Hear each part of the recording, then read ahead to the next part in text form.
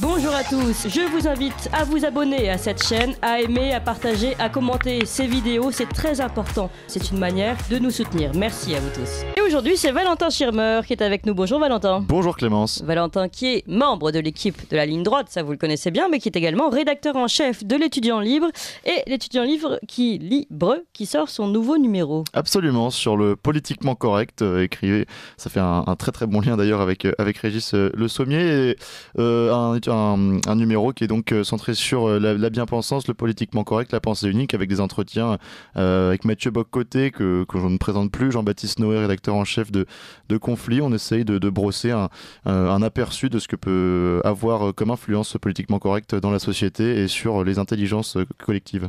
Et je précise que votre site, c'est politiquement correct. Circuler, il n'y a rien à croire. Voilà, l'Étudiant Libre qui se trouve. Comment on fait pour se le procurer ? On nous contacte sur Instagram ou sur notre site internet, c'est le plus simple. D'accord, le site internet de l'Étudiant Libre. Eh bien, merci beaucoup Valentin. Puis ensemble, on se tourne vers d'autres invités du jour. Ligne droite. Très haut, il y a une place pour nos idées. Vue de haut. Et aujourd'hui, nous sommes avec Régis Le Sommier. Régis Le Sommier, nous l'avions déjà reçu pour son livre, La vérité du terrain, récit d'un reporter de guerre aux éditions Au Bouquin. Régis Le Sommier est ancien directeur adjoint du magazine Paris Match, grand reporter. Il revient d'ailleurs d'un reportage en Ukraine, à Kherson particulièrement. On en parlera dans quelques instants avec lui. Bonjour Régis Le Sommier. Bonjour. Et aujourd'hui, le sujet principal, si l'on vous invite, c'est le lancement de ce nouveau média, Omerta d'ailleurs qui porte un drôle de nom, vous allez nous l'expliquer, qui est un média qui est lancé le 16 novembre. Et vous souhaitez, à travers Omerta, redonner plutôt ces lettres de noblesse au reportage. Alors, le principe même de dire redonner ces lettres de noblesse, ça veut bien dire que selon vous, aujourd'hui, le reportage a perdu sa gloire ?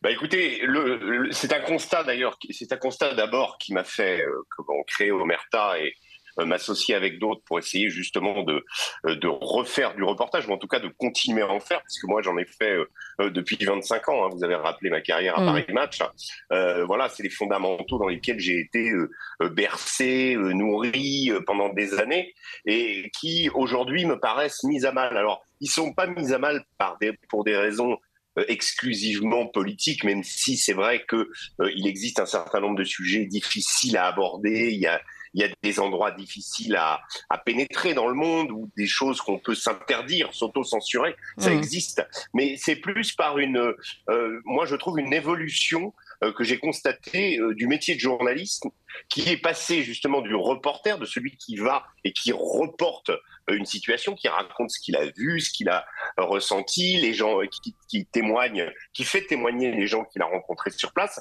et puis un journalisme que je qualifierais de journalisme de plateau, où l'on voit, et on l'a vu à travers le Covid, alors on dirait que le Covid, oui, les gens étaient enfermés chez eux, et les journalistes aussi, donc c'est vrai que ça a pu accélérer cette tendance, et cette tendance, elle est fâcheuse, parce que moi je qualifierais ça du phénomène des experts. Le phénomène des experts, c'est ces gens qui, pendant la période du Covid, vous expliquaient qu'il fallait mettre votre masque même si vous étiez vacciné, etc.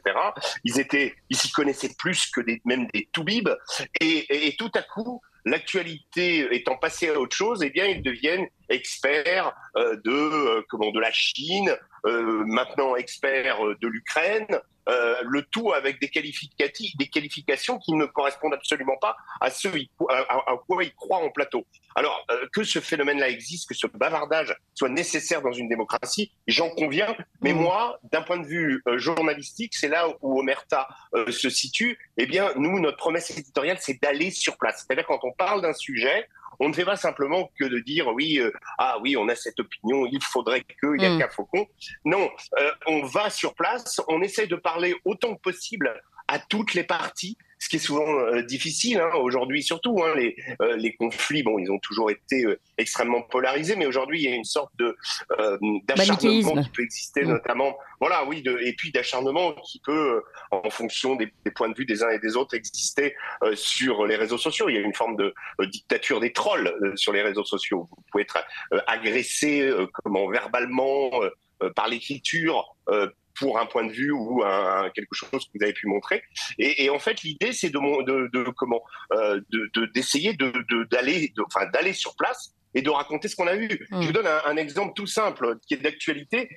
Vous l'avez évoqué tout à l'heure, la ville de Kherson. Alors moi, j'ai eu la chance, et je pense être le seul journaliste occidental à avoir pu passer 2 jours dans cette ville à la mi-septembre. 2 jours où j'ai pu constater que la moitié, voire un peu plus de la moitié des habitants de cette ville étaient déjà partis. Donc, quand on parle des évacuations, aujourd'hui, ça concerne 40 000 personnes. Vous me direz, c'est beaucoup, mais cette ville était déjà quasiment vide. J'ai pu constater en allant sur les marchés, en discutant avec les gens, en voyant le comportement des gens dans la rue, où le principal souci des habitants de Kherson, c'est pouvoir se procurer de l'eau. Donc vous voyez des petits vieux, parce qu'il y a beaucoup de personnes âgées qui sont restées, qui n'ont pas pu partir, se promener dans la rue avec leur bidon d'eau pour essayer d'aller dans les rares points où elles peuvent avoir de l'eau potable. Donc voilà, donc c'est une ville qui souffre de privation, qui souffre d'un tas de choses, et vous constatez des choses aussi. On parle ce matin des missiles HIMARS qui auraient percuté le barrage de Nova Kakhovka, qui est à peu près 50 km en amont du fleuve Dniepr. Eh bien, ce barrage-là, moi, quand j'y suis allé, j'ai assisté, j'ai vu de mes yeux vus, et ça sera dans mon documentaire, une explosion qui était un tir, évidemment, qui n'était pas un tir des Russes, puisque j'étais du côté russe. C'était un tir de l'autre côté. Donc, évidemment, les Russes ont peut-être miné ce barrage, peut-être ont-ils l'intention de le faire sauter pour, je dirais, handicaper la progression des Ukrainiens si ceux-ci conquièrent Kherson. Peut-être qu'ils le feront, mais en tout état de cause, les Ukrainiens aussi visent ce barrage, et j'ai pu le constater. Mais le fait de dire ça, je vais vous dire une chose, c'est là où moi je demande à tous ceux qui nous écoutent, et je l'ai fait plusieurs fois, de venir regarder notre documentaire, de venir regarder nos productions.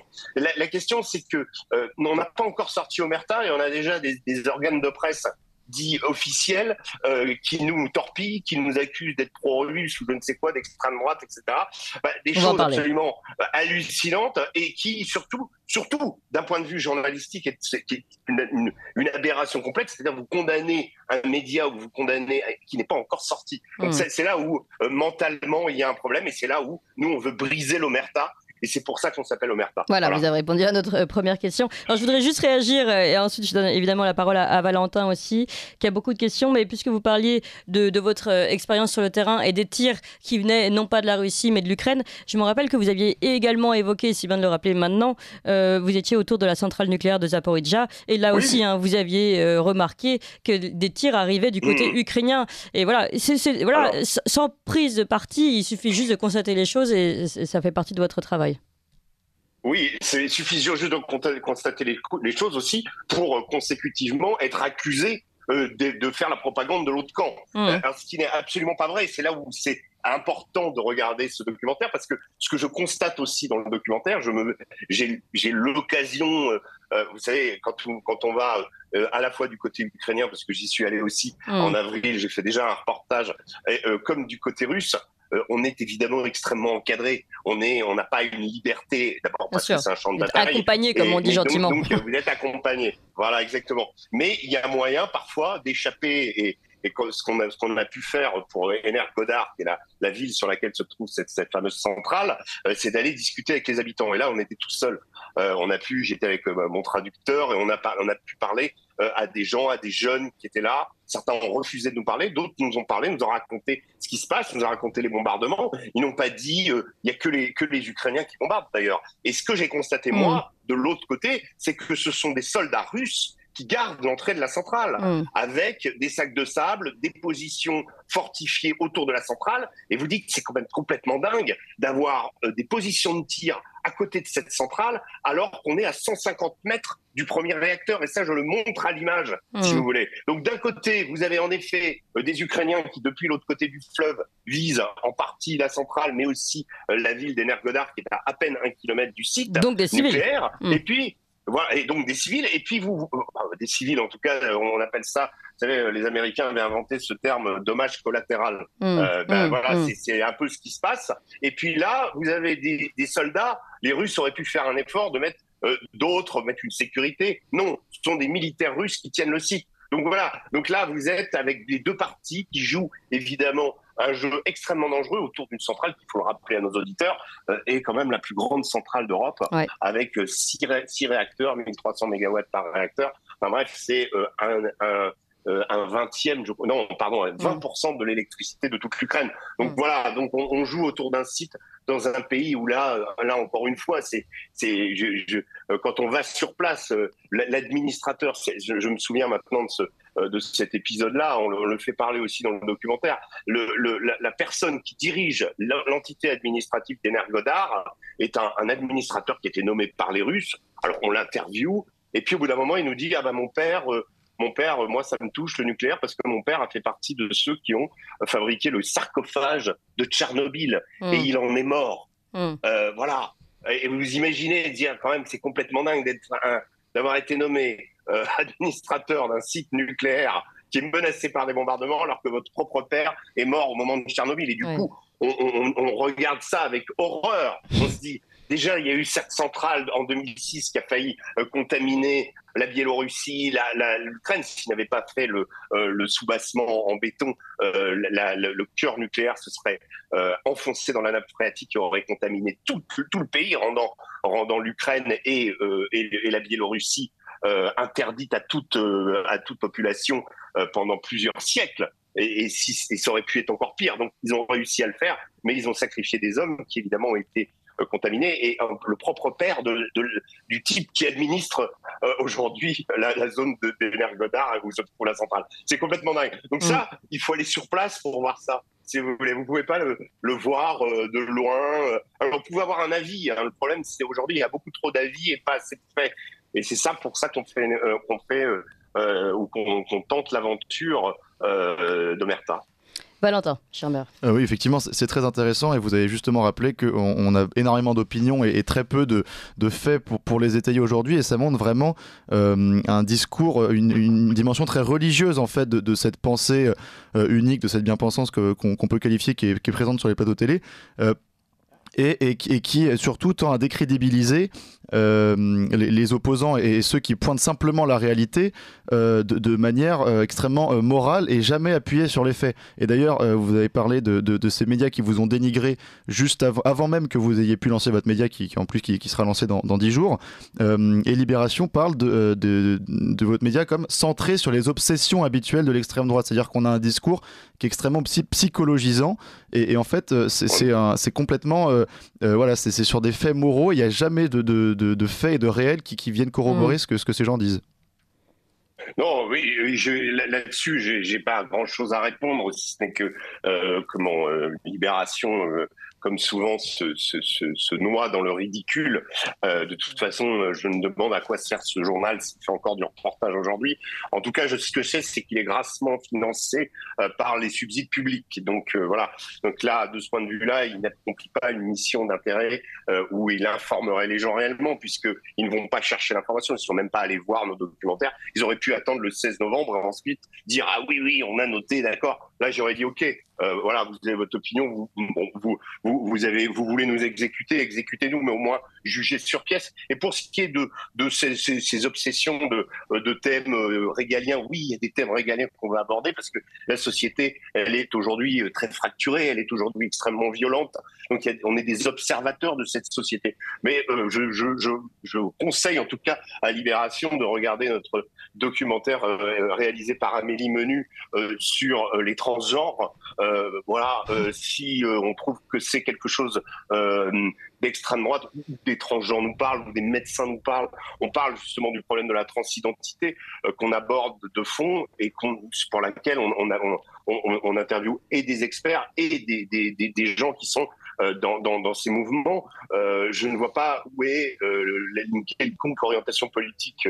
Le but, en tout cas, n'est pas là. Le but, c'est d'informer, de rendre compréhensible. C'est ça qu'il faut comprendre. Ok, on a le droit d'avoir des sensibilités. Chacun a une sensibilité. Des gens sont plus écologiques, plus... voilà, on peut être de droite, de gauche, mais en tout cas, les gens et les jeunes avec qui je travaille sur Omerta, c'est d'ailleurs une expérience assez extraordinaire. On vient de beaucoup d'endroits, de beaucoup de diversité aussi. Hein. Ma principale collaboratrice est tunisienne. Donc... Et donc, vous le disiez, vous étiez aussi représenté par vous avez aussi des macronistes qui participent, donc vous avez vraiment... Oui, on peut pas dire que il y a vraiment de tout. Il y a vraiment de tout. Voilà. Et surtout, ce qui est assez incroyable, c'est que nous, on recherche justement cette diversité. ce qui n'est pas le cas, je crois, de la rédaction de Libération, qui reste très homogène ethniquement et qui ferait bien justement de prendre un petit peu de graines de la part de jeunes médias comme Omerta, qui sont eux très ouverts à la diversité et à l'autre. Régis Le Sommier, je vais rebondir puisque vous parlez de Libération. Il y a bien eu une reporter de terrain à l'époque de Libération en Russie, c'est Véronica, de son nom de jeune fille, Colosimo. Il se trouve que vous avez eu un débat sur Sud Radio avec face à Jean-François Colosimo, qui est donc théologien et directeur des éditions du Cerf sur Sud Radio. Oui. Et je propose à nos auditeurs d'écouter un extrait de ce que vous a répondu Jean-François Colosimo quand vous expliquez justement votre reportage en Ukraine, votre dernier reportage. Écoutez.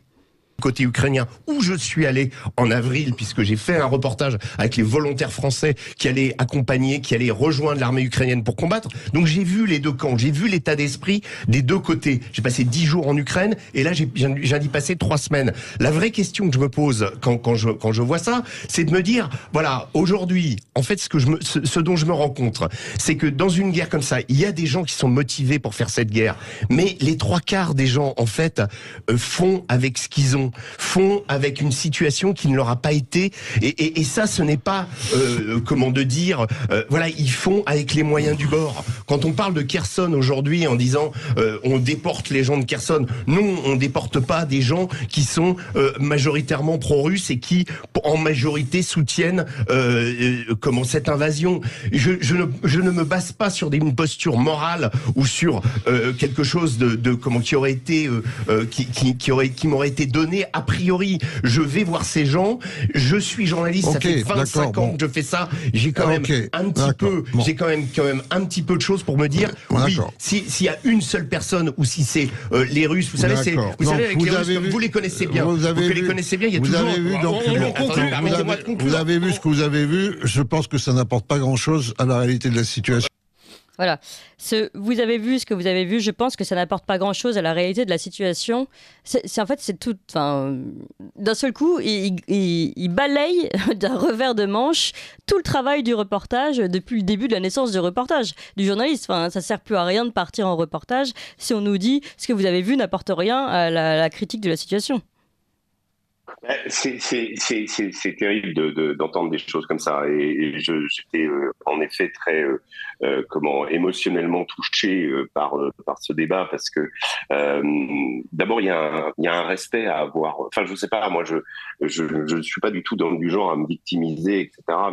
Ni à dire ah là là, nous les grands reporters on fait un travail très difficile, mais quand même c'est pas très agréable. On adore ce métier, mais on vit pas des moments très agréables quand on passe 3 semaines à Kherson, à Zaporizhia ou dans le Donbass, surtout aujourd'hui, et surtout en plein milieu de la contre-insurrection ukrainienne, contre-offensive ukrainienne, pardon. C'est des moments difficiles, c'est des moments où il faut on n'arrive pas toujours à franchir l'obstacle, on nous met des bâtons dans les roues, on est avec des Russes, vous savez, la mentalité des Russes, c'est de cacher les choses, c'est c'est 80 ans de communisme derrière, donc il faut essayer de briser la glace, il faut essayer de revenir, dire nous on veut aller là, on veut parler à telle personne, ah oui, ah ben non, c'est pas la personne, non, il faut recommencer. Enfin, tous les jours, il y a un imprévu, tous les jours, il y a quelque chose, ça fait partie aussi de la beauté du métier. Mais c'est un travail difficile. Donc le travail qu'on fournit, et je le comparerais totalement à ce que j'ai fait moi 1 an auparavant avec les talibans. Et j'ai passé plusieurs jours avec eux juste avant la veille, je vais dire, de la prise de Kaboul. J'étais avec ceux qui ont pris Kaboul. Et ben c'est pareil, il faut y aller. Là, on a pris avec les talibans, on a vraiment failli se faire tuer. Voilà, dans la voiture. Voilà. Là, quand on va avec le vice-gouverneur de Kherson sur le front de Nikolaïev, à un moment, voilà, il y a un drone. Et comme c'est une personnalité pro-russe, ces personnalités pro-russes sont visées. Donc forcément, il y a quelqu'un qui a donné une information et on peut se prendre un missile HIMARS à tout moment. On est obligé d'évacuer la ville en catastrophe, en courant. On ne se prend pas d'obus, mais c'est à 2 doigts. Quoi, voilà. Et quand j'entends ça, oui, évidemment... ça n'apportera rien à la situation. Mais qu'est-ce qui va apporter ? Est-ce que c'est ce que dit Jean-François Colosimo, nous rappeler ce qui se passait au Moyen-Âge entre les catholiques d'Ukraine et les orthodoxes de l'autre côté ? C'est ça qui va apporter aussi à la situation ? Je n'ai pas critiqué, moi, du tout sur sa posture livresque. Il a un savoir, il le délivre, etc. En revanche, j'ai un petit peu de problème, et je vous dirais, le fond de ma pensée, c'est les gens qui sont plus royalistes que le roi. Jean-François Colosimo n'a pas eu, à une certaine époque, des positions extrêmement critiques vis-à-vis de Vladimir Poutine. Là, c'est devenu son pire ennemi, Poutine égale Hitler, etc. Moi, j'ai un peu de mal avec ces gens qui, tout à coup, font une espèce de volte-face parce que la situation a changé et que peut-être qu'ils ont besoin de bouffer, mais dans ce cas-là, qu'ils le disent, qui prennent des positions tout à coup, comme je dis, plus royalistes que le roi, alors que, voilà, souvenez-vous de ce que vous avez été, et il y a un peu de logique aussi et un peu de suite dans les idées, quoi. Valentin Chambert. Effectivement, et pour avancer un peu dans le sujet, est-ce que aussi ce déchaînement, ou en tout cas c'est ce feu de critique que vous subissez... Attention, ce n'est pas un déchaînement, on va ça rester concerne mesuré. 3 personnes qui ont 3 lecteurs, c'est-à-dire Libération. Donc, je veux dire, il faut... Voilà. Maintenant, ça peut polluer le discours, maintenant, ça peut être repris, et ça a été repris d'ailleurs comme argument par le Grand Rex pour nous interdire de faire notre soirée le 16 novembre. Et là, il y a une conséquence. Là, il y a une vraie nocivité de ce genre de propos, et donc nous envisageons un recours en justice pour traiter cette affaire. Mais ne vous inquiétez pas, la soirée d'inauguration de lancement d'Omerta aura lieu le 16 novembre et ce sera dans le théâtre juste en face, au théâtre du Gymnase, qui lui nous accueille bien volontiers. Donc c'est pas très grave, bien sûr. Néanmoins ça traduit une dérive quand même d'une certaine d'une profession qui aujourd'hui, même confrontée à une personne qui est allée sur place. Ce que j'ai dit à Jean-François Colosimo hier, je lui ai dit, mais vous savez, moi, je ne prétends pas détenir la vérité.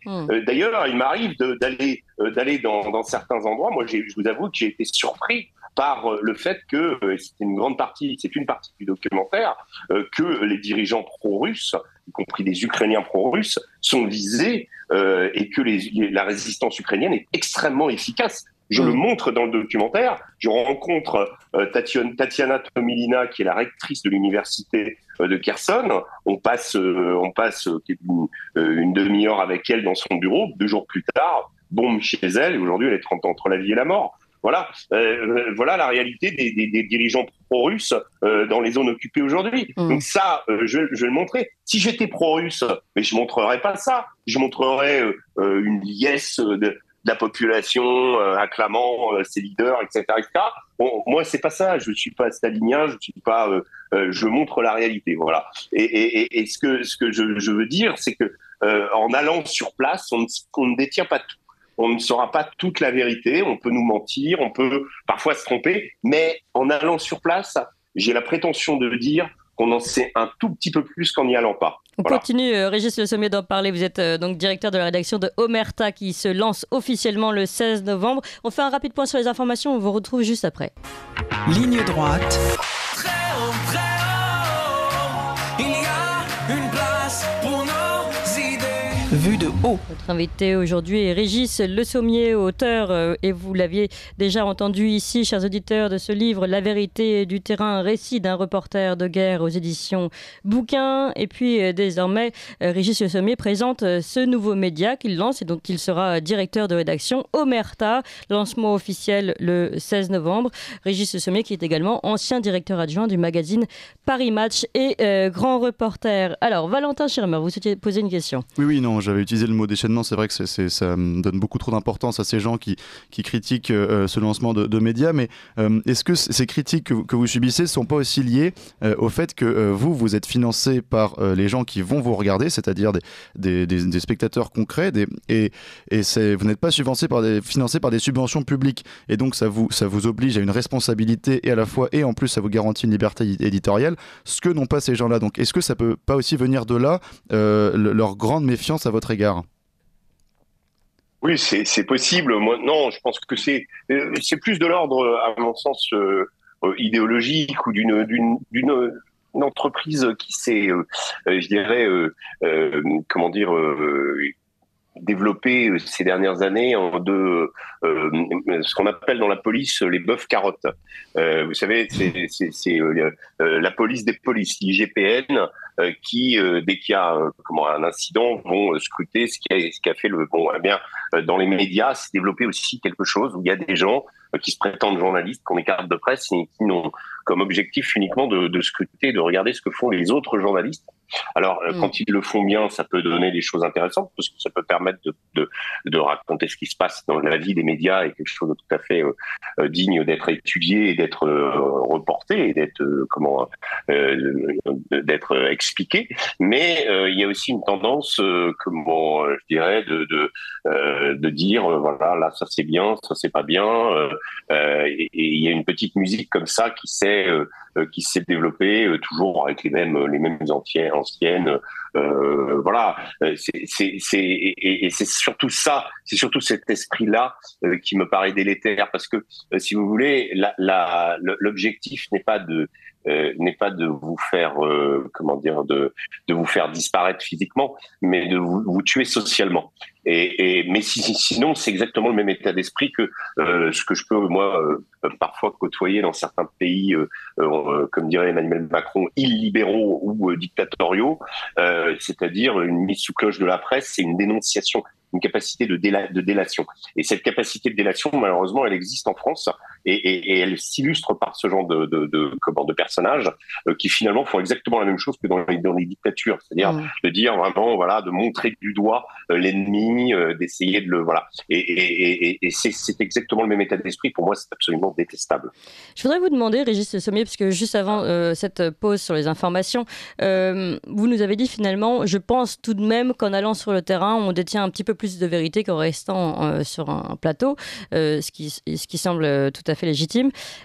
Est-ce que vous pouvez aujourd'hui apporter ce que vous avez, vous, compris peut-être de la situation, notamment sur la scène ukrainienne, ce que vous avez pu comprendre de plus, ce qui nous permettrait de sortir du manichéisme, en fait, puisque vous avez été en plus dans les deux camps, pro-russe, pro-ukrainien.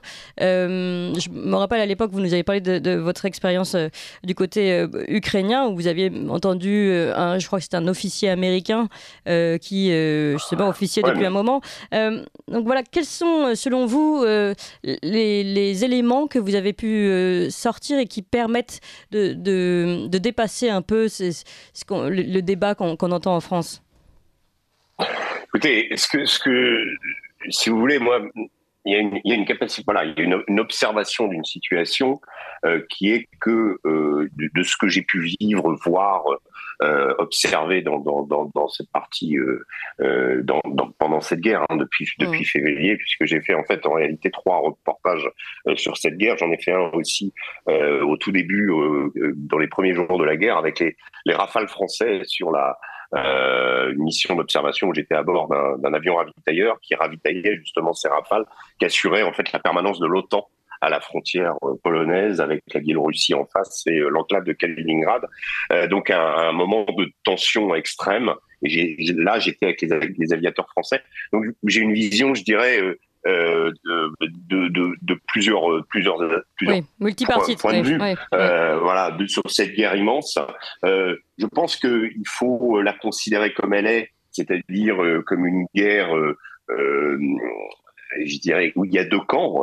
C'est clair que les Américains, vous évoquiez ma rencontre totalement fortuite avec un formateur américain, donc dépêché par les États-Unis, qui s'est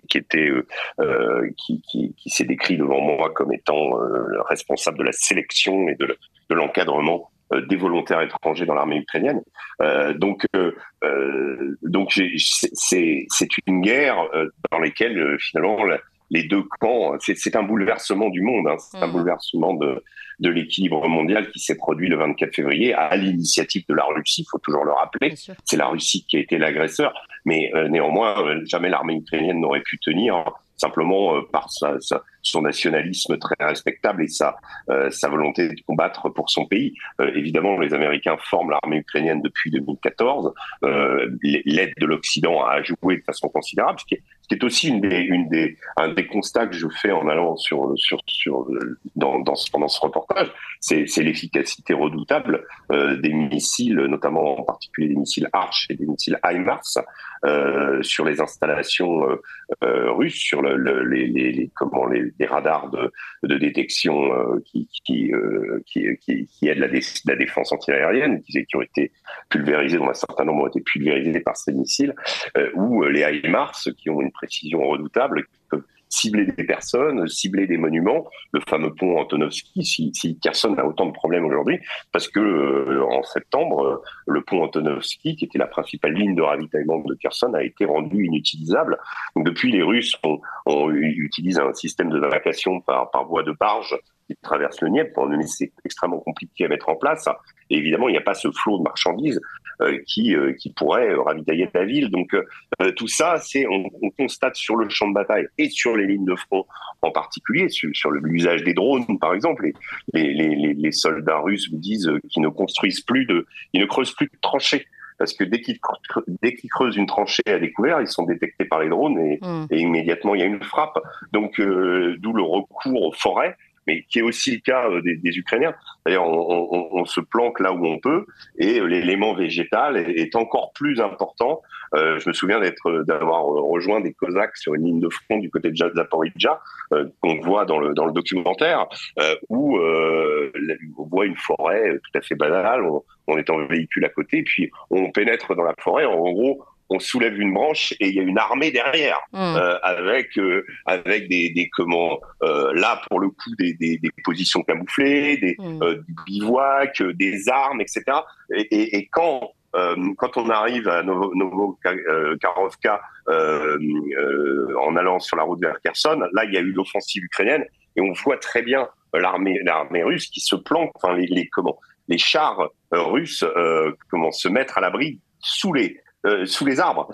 Donc en fait, tout ça, c'est l'influence des drones. Oui, c'est intéressant, on voit vraiment l'évolution de la guerre par ces nouveaux moyens techniques. Voilà, alors si ça, selon des gens comme Jean-François Colossimo, ça n'a aucun intérêt, je ne sais pas s'il y a de l'intérêt, quoi. Parce que ça montre vraiment comment les Ukrainiens ont pu rétablir une forme d'équilibre qu'ils n'avaient pas au début. Au début, les Russes ont usé de leur artillerie traditionnelle avec des grades pour bombarder, détruire, ce qu'ils savent très très bien faire. Moi, j'ai visité Mariupol, c'est absolument hallucinant ce qu'ils ont pu détruire, comment ils ont pu anéantir une ville en même pas 2 mois. Mais les Ukrainiens ont pu rétablir une forme d'équilibre grâce à l'utilisation des armes fournies par les Américains, fournies par les Occidentaux, qu'au départ, ils ne savaient pas très bien manier, mais qu'ils ont appris à manier. Il y a aussi la question des volontaires civils. Les formateurs aussi, mais les volontaires civils, au début, c'était des régiments faits de briques et de broc et envoyés un peu à l'abattoir. Ces gens-là, en 8 mois de guerre, je peux vous dire qu'ils se sont formés et qu'aujourd'hui, ils sont capables il y a des unités de volontaires civils ukrainiens qui sont capables de tenir des fronts, des zones de front. Donc on est, l'équilibre a été rétabli et on est dans une situation extrêmement pourrie parce que aucun des deux adversaires, en tout état de cause, n'a l'intention de céder. On est toujours dans une phase militaire et à un moment, il va bien falloir entrer dans la phase diplomatique. Je souhaite par-dessus tout et je prie le ciel pour que ça intervienne le plus tôt possible parce que de toute façon, moi, et là, ce que je vois sur le champ de bataille me fait penser que on va avoir un scénario à la coréenne, un scénario coréen, c'est-à-dire avec une Ukraine de l'Est et une Ukraine de l'Ouest. C'est ça qui va se passer. Donc les fronts vont se figer, il y aura un moment une négociation, on va troquer un truc, on va en prendre l'autre. Donc il est illusoire pour les Russes de vouloir abattre le gouvernement ukrainien, de vouloir, comme ils disent, dénazifier le pays ou encore moins le démilitariser aujourd'hui, mais il est aussi illusoire pour Zelensky et le gouvernement Zelensky de vouloir reconquérir ces territoires parce que les Russes les lâcheront pas. S'ils les ont, à moins qu'il y ait une chute du pouvoir en Russie, à moins qu'il y ait une révolution. Alors on en entend, oui, il y a des mouvements, des trucs comme ça, mais faut regarder l'histoire. C'est l'histoire, c'est toujours la même chose. À l'époque de Saddam Hussein aussi, on vous disait, oui, il y a un général qui va prendre le pouvoir, tout ça. En général, ça se passe pas comme ça. Donc là, voilà, les Russes, moi, de ce que j'ai pu en constater, au passage, je suis pas resté longtemps en Russie, mais j'y suis resté 4-5 jours. J'ai surtout voyagé en train là-bas. J'ai fait 19 heures de train entre Rostov-sur-le-Don, pardon, et Moscou. Et bon, vous discutez avec les gens, hein, on y arrive avec quelques mots d'allemand, il y en a un qui traduit, voilà, et vous ressentez l'impact de la guerre. Et plus vous allez vers Moscou, moins la guerre est sensible. Alors après, il y a la question de la conscription qui est venue après. Il y a un certain nombre de Russes qui ont cherché à fuir le pays, qui se sont réfugiés dans des pays. Il y a beaucoup de Russes en Arménie, par exemple. Voilà, il y a des gens qui ont cherché à partir. Mais aujourd'hui, ce serait comment la personne qui me dit Poutine est en difficulté et son peuple ne le suit pas. Je pense que cette personne a tort. Voilà. Et donc voilà, donc on peut souhaiter des choses, mais de là à aller voir se transformer en réalité, non, il faut faire le constat sur place. Quand j'entendais au moment de l'offensive, quand je suis rentré de Russie, j'entendais des gens dire ça y est, l'armée russe est en déroute. Non, elle subit en effet une contre-attaque sévère. Elle a perdu des milliers de kilomètres carrés du côté de Kharkiv et aussi du côté de Kherson. Et quand vous faites le calcul de ces milliers de kilomètres carrés, la Russie, elle a conquis déjà à peu près 150 000 kilomètres carrés d'Ukraine. Donc c'est assez peu. Et pour le moment, les Ukrainiens n'ont toujours pas conquis de villes majeures, même s'ils ont pris Izium, même s'ils ont pris Krasny Liman. Ça reste des points stratégiques, mais il n'y a pas la conquête de Kherson, oui, leur donnerait un avantage moral évident. Mais donc moi, je ne vois qu'une situation qui va se pourrir, qui va rester, et ce pourrissant va rester un peu statique. Malheureusement, des milliers d'hommes. Peut-être les États au-dessus, enfin ceux qui souhaitent cette guerre, vous avez parlé de cette opposition États-Unis-Russie, peut-être acceptent en effet une forme de négociation avec l'Ukraine, évidemment, au milieu. Il faut que et les États-Unis et la Russie aient la volonté de rentrer dans une phase diplomatique, ce qui n'est toujours pas le cas aujourd'hui. Et je le regrette profondément parce que ce que je sais d'expérience, c'est que ce genre de situation va conduire encore à des milliers de morts des deux côtés. Voilà. Ouais. Merci beaucoup, en tout cas, Régis Le Sommier, merci pour votre travail de terrain que nous saluons, nous, ici. Je rappelle que vous lancez ce média Omerta, qui, justement, met la part belle au reportage de terrain et que vous êtes donc le directeur de la rédaction de ce média Omerta. Et donc, un média à suivre à partir du 16 novembre, chers auditeurs. Merci encore, Régis Le Sommier. Vous appréciez cette émission? Alors aidez Radio Courtoisie à en produire d'autres en indépendance totale. Rendez-vous sur soutenir.radiocourtoisie.fr. Merci d'avance.